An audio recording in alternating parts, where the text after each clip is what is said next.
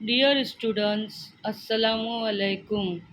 यहाँ देखिए, टीचर पूछ रहा है व्हाट इज़ दिस, ये क्या है। स्टूडेंट कहता है दिस इज़ माय नेक, ये मेरी गर्दन है।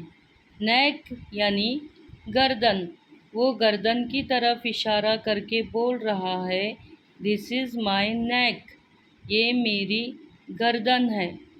अब टीचर पूछता है teacher show me your fingers, मुझे अपनी उंगलियां दिखाओ।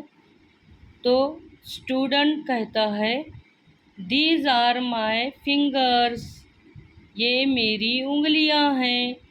दीज आर माय फिंगर्स, ये मेरी उंगलियां हैं। अपनी उंगलियां दिखाता है। फिर टीचर कहता है वेयर इज़ योर चिन, तुम्हारी चिन कहाँ है। चिन का मतलब होता है ठुड्डी। स्टूडेंट्स, आपको ठुड्डी है, आप अपनी ठुड्डी की तरफ इशारा करके बताएं। स्टूडेंट कहता है दिस इज़ माय चिन, या ऐसे भी कह सकते हैं हेयर इज़ माय चिन, ये मेरी ठुड्डी है। चिन यानी ठुड्डी। तो आई होप आप समझ गए होंगे।